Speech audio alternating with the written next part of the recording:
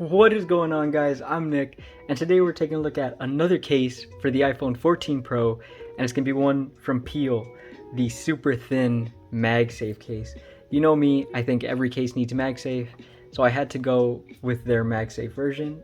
They do have a thinner case, which doesn't have MagSafe, but you guys, I'm sure you all agree with me, every case needs MagSafe. So we're going to get right into this one.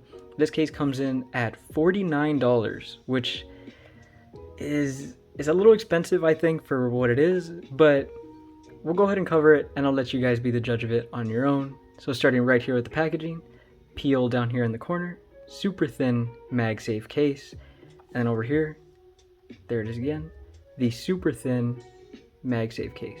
So they're definitely, Peel, that's what they're all about. They're all about the super thin cases, and I can definitely get that. Because you know me, I am a fan of the super thin cases. There it is again, nothing on the top and bottom. Open here, and then I'll let you guys go ahead and pause and read that if you would like. And then down here, MagSafe iPhone 14 Pro case in black. Flip this over, and let's get the case right out. So, how to install your Peel. You can see there's a little bit of instructions right there. There we go. Now we're going to grab the case, which is right here. Of course, it is the black version. This is where you could leave a review, things like this. And of course, if you're not happy, they can help you out.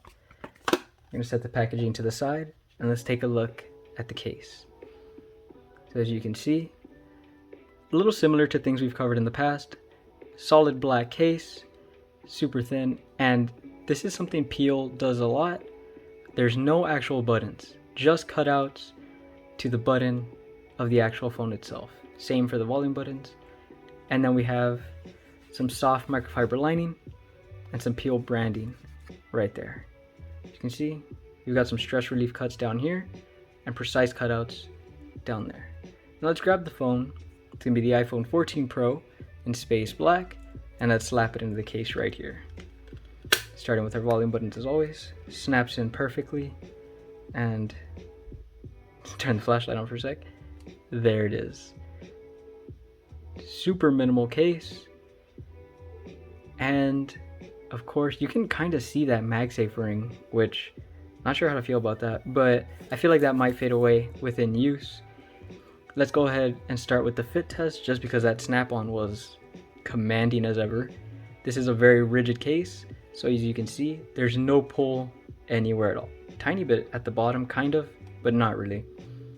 Moving over to the back with our camera cutouts, you can see even though it is a very thin case, it does give you camera protection right there. Pretty decent camera lip. Now if you move over to the front, this is where you have pretty much no lip. I do have a tempered glass screen protector on here, so if you don't have one, I think it might give you a tiny lip, but if you are running one, there's pretty much no lip there. Your screen protector is going to be eating a brunt of a drop or scratching, anything like that. Moving over to the sides, as you can see, there's no buttons. It's just going to be cutouts and a really small cutout for your mute toggle. But considering how thin the case actually is, pretty easy to get to. And then I would test out the buttons, but it's just the buttons on the phone, so I do still have some thoughts. I don't really like when thin cases do this with their buttons. I'd prefer if they just added buttons, because it's a little difficult to get to, and you do find yourself having to press a little harder. The buttons do feel nice since they're the buttons on the phone, but it's a little annoying to kind of get to. Moving over to the bottom, really generous cutout for the lightning port, and you have precise cutouts for the speaker and the microphone. As you can see, it's just those little dots. Moving over to the right side, again, cutout for the power button. Not as difficult to get to the button over here since it's wider, but I just don't really like when thin cases do this. That's why I've never really used Peel in the past, but I know some people do enjoy it, so it's all up to you if that's something you would like. And it's going to be completely closed over on the top. Now, of course, it does have MagSafe, so we're going to have to go ahead and test that. Actually, grab the wrong one. Starting with the Spigen OMAG ring as always. Flip this open. As you can see, that is a very nice magnetic hold. Definitely not the strongest we've seen, but not the weakest either. We can go ahead, so you can see, you can tap on it, it just fell over. You can tap on it and use it as a stand. It works perfectly fine, and that works really well.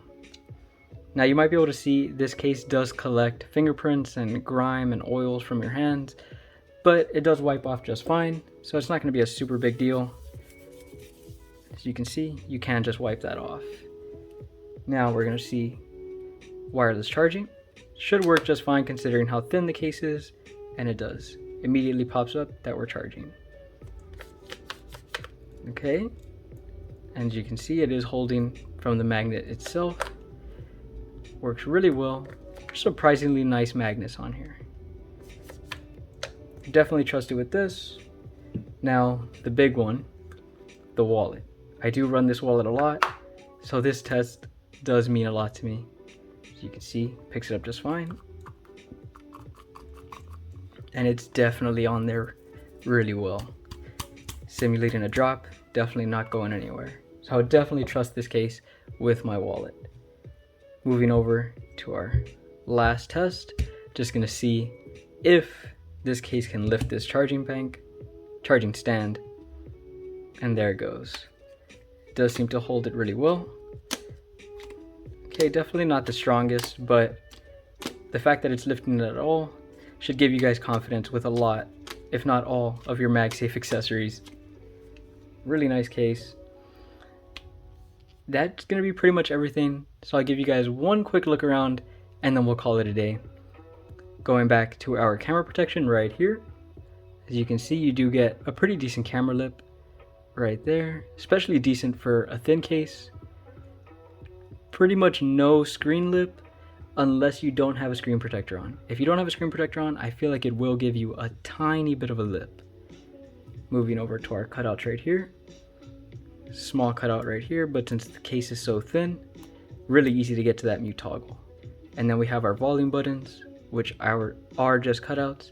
Again, I'm just not the biggest fan of that personally, but if you guys enjoy that, then it is a super nice method, and the cutouts do work just fine. Generous cutout for your lightning port, and precise cutouts for your speaker and microphone. Over here, same deal as the volume buttons. You have your power button with that little cutout so that you can reach it. And then over on the top, it is going to be completely closed, so nothing exposed over on the top. That's going to be it for this one, guys. It's going to be the MagSafe case from Peel, the super thin MagSafe case.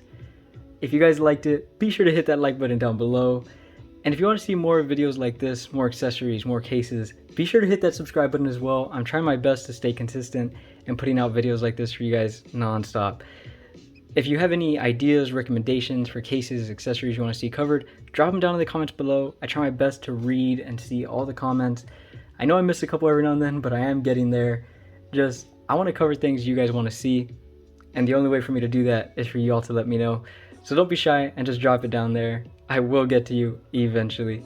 But yeah, stay safe out there, y'all, and I'll see you guys around. No way I'm leaving this behind. I'll see you guys out there.